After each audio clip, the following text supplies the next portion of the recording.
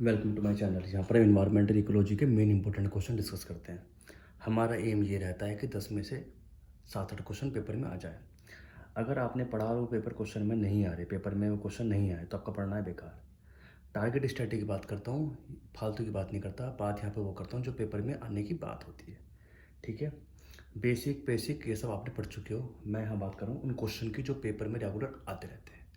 ठीक है, एसएससी का पेपर दे लो, यूपीपीसी का पेपर दे लो, यूपीएससी का पेपर दे लो, इन्वायरमेंट इकोलॉजी क्वेश्चन लगभग कॉमन से रहते हैं अगर आप करंट अफेयर हटा दो तो। आइए, पहला हमारे पास है वल्चर की डेथ। कुछ टाइम पहले वल्चर की बहुत डेथ होनी शुरू हो गई थी, गिद्धों की।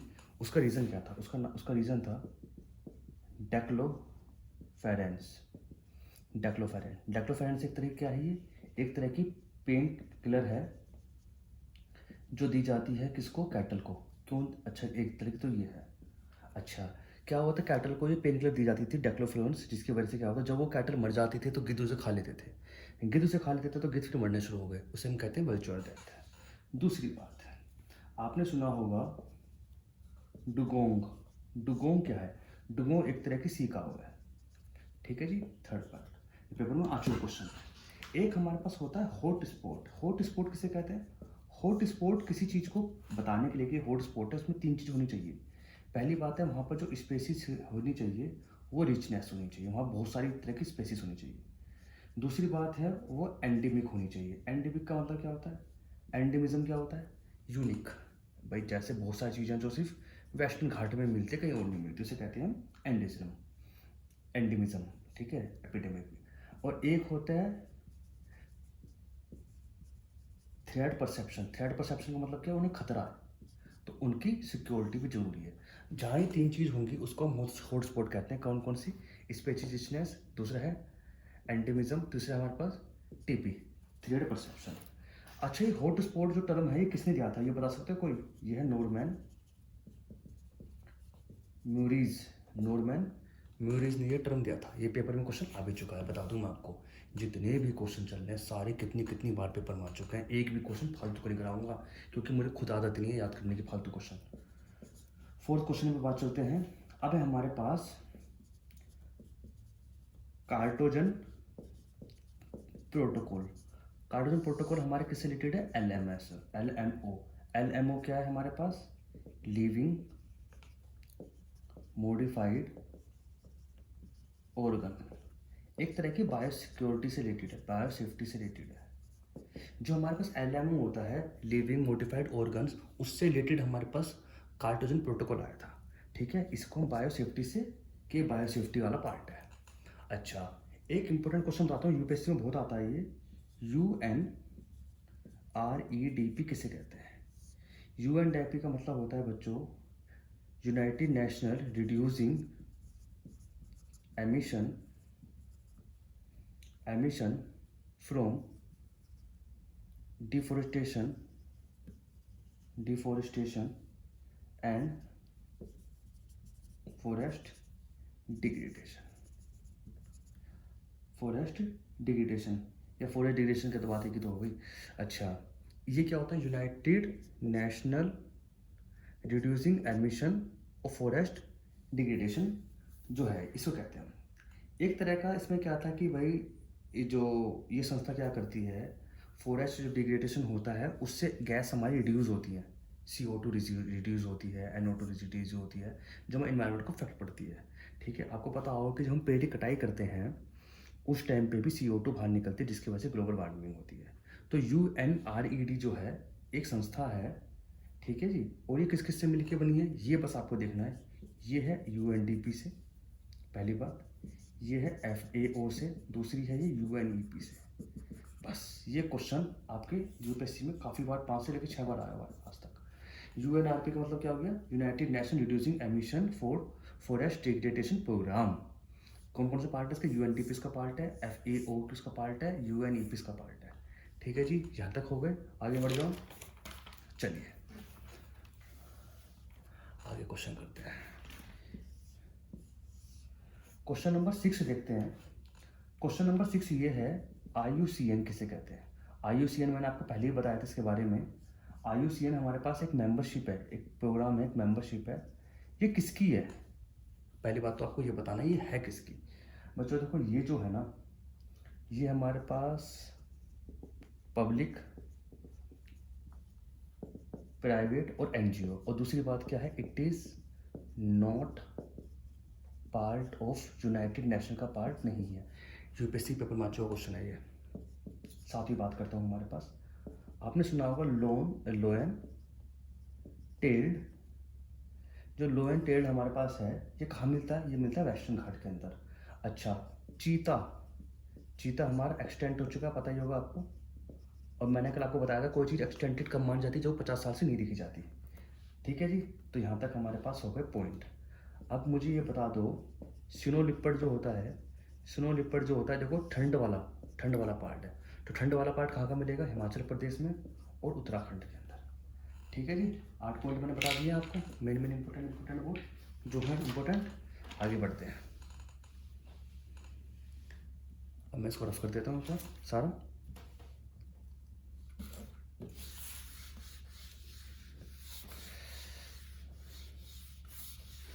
दोबारा करते हैं, आगे क्वेश्चन करते हैं। इम्पोर्टेंट 8 हो गए हमारे पास, जल्दी खत्म हो जाएगी पूरी ये 5-6 बार के अंदर।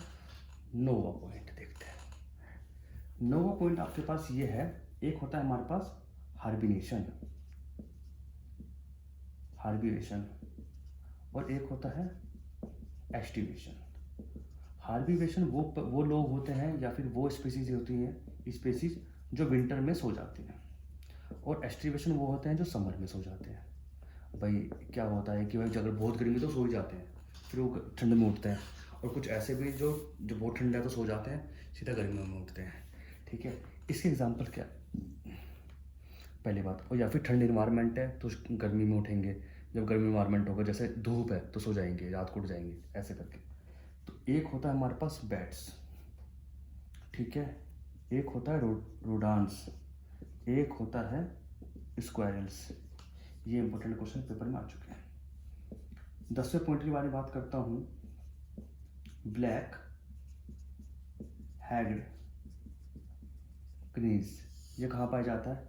ये जम्मू कश्मीर की बर्ड है, नेशनल बर्ड है, जम्मू कश्मीर स्टेट बर्ड है बेसिकली।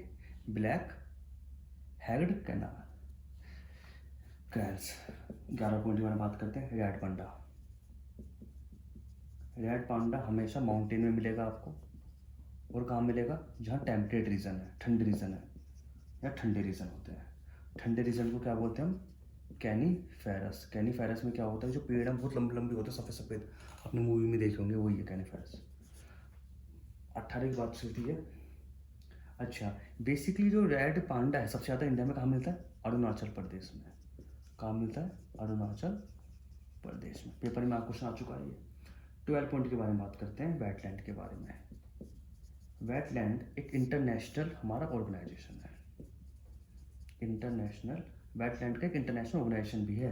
वेटलैंड तो वो होते हैं जो हमारे दलदल वाले पार्ट होते हैं। एक इनका इंटरनेशनल ऑर्गेनाइजेशन है जो वर्क करता है इनको सस्टेन करने के लिए, और इनको इनके रिसोर्सेज को प्रिजर्व करने के लिए। प्रिजर्वेशन या कंजर्वेशन कह दो आप, कंजर्वेशन करने के लिए। ठीक है जी। अच्छा, इसका हेडक्वार्टर कहाँ पर है? इसका हेडक्वार्टर नीदरलैंड के अंदर, नीदरलैंड है। ये जो ऑर्गेनाइजेशन है ये नो प्रॉफिट पे काम करती है। इसे प्रॉफिट नहीं चाहिए, इसे कंजर्वेशन चाहिए, नो प्रॉफिट। तो बेसिकली ये क्या है, जो बायोडाइवर्सिटी है उसे कंजर्व कर रहे हैं। जो बायोडाइवर्सिटी है उसको क्या कर रहे हैं? कंजर्व कर रहे हैं। भाई वेटलैंड का एक अपना अलग यूज़ है इन्वायरमेंट के अंदर, तो उसको कंजर्व करने के लिए एक संस्था है, वेटलैंड इंटरनेशनल ऑर्गेनाइजेशन। ठीक है जी, ये सस्टेन करती है, रिसोर्स से कंजर्वेशन करती है। इसकी संस्था जो कहाँ पर, इसका हेडक्वार्टर नीदरलैंड के अंदर है। ये एक नॉन प्रॉफिटेबल संस्था है। ठीक है, आगे बढ़ते हैं। अब एक क्वेश्चन ये है कि वेटलैंड हमारे पास क्या फ़ायदा पहुंचाता है? अगर हम देखो तो वेटलैंड होता है वो क्या बचाता है? इट इज़ अ ये जो है ये सबसे पहले बचाएगा आपको फ्लड आने से। जो फ्लडिंग आएगी उसको रोक देता है। कैसे? बाय होल्डिंग वाटर को रोक लेता है ना ये, पहली बात। दूसरी बात क्या है, ये न्यूट्रिएंट्स, इसके अंदर न्यूट्रिएंट्स होते हैं, वो भी इसके अंदर हेल्प करते हैं, ठीक है। तीसरी बात ये क्या ये है, इट रिलीज वेजिटेटिव मटेरियल्स या मैटर्स इनटू रिवर। ये रिवर के अंदर वेजिटेटिव मटेरियल्स या मैटर्स रिलीज करते हैं, जो फूड खाती है कौन, फिश। तो ठीक है, तो वेटलैंड के तीन हमारे पास बहुत इंपॉर्टेंट इसके पार्ट है। पहली बात क्या है, फ्लडिंग से बचाता है। दूसरी बात क्या है, रिच ऑफ सोर्स है न्यूट्रिशन का। तीसरी बात ये हमारे पास क्या, वेजिटेटिव मैटर्स रिलीज करता है, जो कहाँ जाते हैं, पानी में जाते हैं, पानी के अंदर फिश होती है, उसे खाते हैं। चलिए क्वेश्चन नंबर 12 वाली बात करते हैं।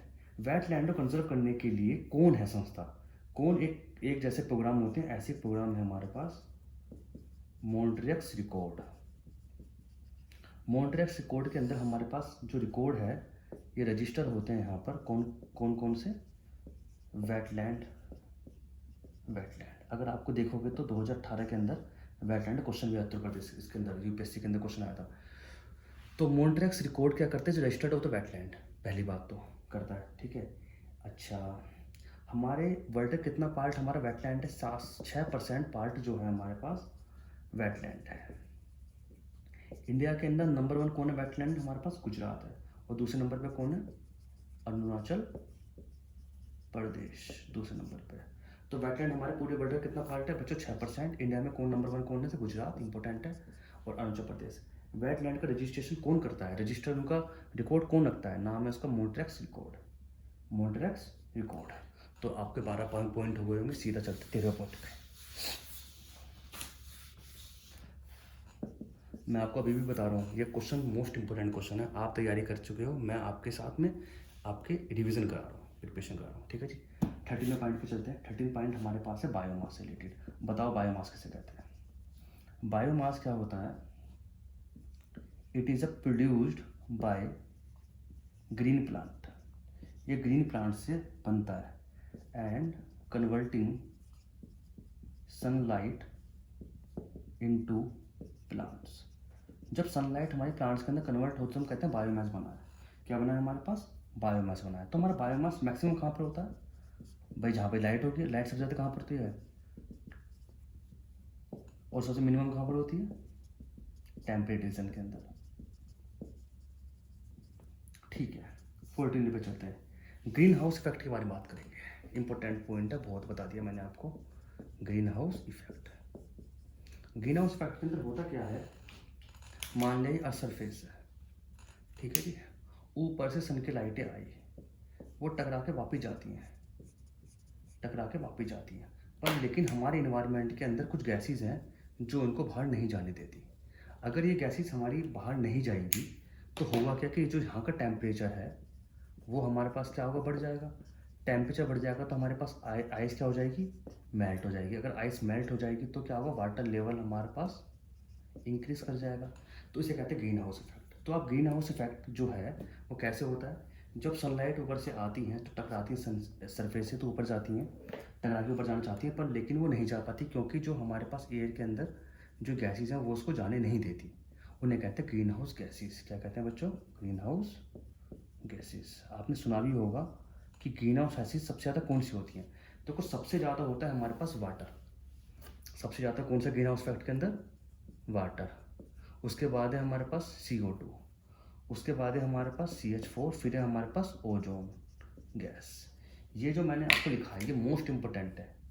सबसे ज़्यादा वाटर है, फिर हमारे पास CO2 है, फिर हमारा CH4 है मीथेन, फिर हमारे पास है ओजोन, ठीक है। ये क्वेश्चन पेपर में आपके आ भी चुका है, आप चेक करोगे तो मिल जाएगा आपको क्वेश्चन में। अदर गैसेज के बारे में बात बता दूं कि इसके अलावा और भी गैसेज होती हैं हमारे पास। अदर गैस जो होती है, जो हमारे पास अदर गैसेज हैं, वो हैं इसके अलावा। तो मैंने क्या बताया, एक तो वाटर है, एक तो बताया मैंने क्या है, वाटर है सबसे इम्पोर्टेंट। एक हमारे पास क्या है, वाटर है सबसे ज़्यादा। उसके बाद हमारे पास क्या है, CO2 है, CH4 है, और दूसरी बात क्या है, ओजोन गैस है। इसके अलावा कौन कौन सी गैसेस हमारे पास करती हैं, नाइट्रस ऑक्साइड लिख दो आप, नाइट्रस ऑक्साइड भी ग्रीन हाउस इफेक्ट के अंदर आती हैं। क्लोरोफ्लोरोकार्बन भी आती है, ठीक है, एक आती है कार्बन टेट्रा फ्लोराइड। ये तीनों की तीनों गैस हमारी, ये सारी हमारी कौन सी गैस है? ये ग्रीन हाउस हमारी गैसेज है। ग्रीन हाउस का कंसेप्ट किसने दिया था? ग्रीन हाउस का जो कंसेप्ट है वो किसने दिया था? इम्पोर्टेंट है, जोसेफ फोरियर ने दिया था। जोसेफ फोरियर ने दिया था। तो यहाँ तक आपकी बात आ गई होगी। ग्रीन हाउस गैस को रिडक्शन करने के लिए एक प्रोग्राम है, नाम है इसका कियोटो प्रोटोकॉल। पेपर में आ चुका क्वेश्चन है यूपीएससी के अंदर 2017 के अंदर। Reduce green house gas, green house gas को रिड्यूस करने के लिए। ठीक है जी। सबसे ज़्यादा जो ग्रीन हाउस गैस कौन निकालता है? नंबर 1 पे है चाइना, उसके बाद अब इंडिया आ चुका है। ठीक है जी। कार्बन एक होते कार्बन नेगेटिव कंट्री कौन सी है जहाँ पर कार्बन की कमी सबसे ज़्यादा है, तो मतलब ग्रीन हाउस इफेक्ट सबसे कम होगी। ठीक है जी। तो कार्बन नेगेटिव कंट्री मैंने आपको कल ही बताई थी, भूटान है।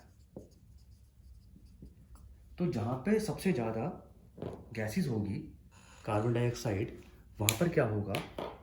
वहाँ पर मैंने आपको क्या बताया कि जब वो लाइट ऊपर से आती है सन की, तो बाहर सन की प्रवृत्ति क्या है? जो लाइट टकरा के हमेशा बाहर जाती है, जब वो जा ही नहीं पाएगी, क्योंकि यहाँ पे जो एयर है, जो एयर के अंदर जो गैसेस हैं, और गैस कौन सी सबसे ज़्यादा? वाटर, CO2, CH4, ओजोन, ये इसको रोक देती हैं। रोकने की वजह से क्या होता है कि यहाँ का जो टेम्परेचर बढ़ जाता है। जब टेम्परेचर बढ़ जाएगा तो क्या क्या होगा? टेम्परेचर बढ़ जाएगा तो हमारी आइस हमारी मेल्ट हो जाएगी। कहाँ की? अटलांटिका की। तो आपको पता होगा अटलांटिका की मेल्ट सबसे तेज़ी से इस टाइम पे मेल्ट हो रही है। अटलांटिका की मेल्ट, अगर अटलांटिका की जो आइस है अगर वो मेल्ट हो जाती है, तो सबसे ज़्यादा खतरा नीदरलैंड को है। नीदरलैंड हमारा कुछ टाइम के बाद वो पानी के अंदर चले जाएगा। दूसरा हमारे पास फ्यूजी आइसलैंड, जैसे आइसलैंड है फ्यूजी, ऐसे वो तो ख़त्म ही हो जाएंगे, सबमर्ज हो जाएंगे। हमारे इंडिया के अंदर भी वर्ल्ड वाटर जो है, इसका एशियन जो सी का पार्ट है वो भी 1 मीटर पर बढ़ जाएगा। ठीक है। तो इसके साथ मैंने आपको मोस्ट इंपॉर्टेंट क्वेश्चन बता दिए हैं। मैंने आपको बता रहा हूँ, मैं फालतू की चीज़ें नहीं पढ़ाता हूँ, सिर्फ मैं वो बात करता हूँ जो पेपर में आती है।